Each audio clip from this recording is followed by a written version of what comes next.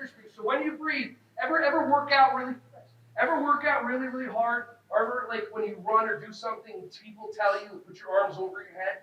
Okay, the reason why is because there's all this air that can be consumed and contained in your body.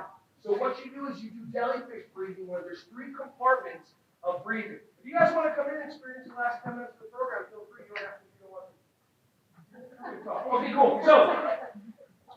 So what you do is, I'll stand over here so that everybody can see.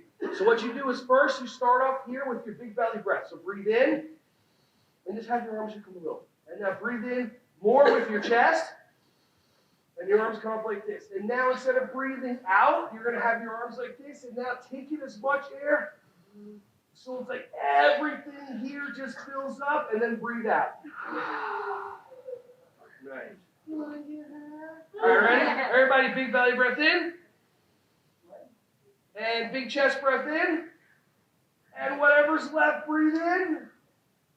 And breathe out. Anybody feel lightheaded?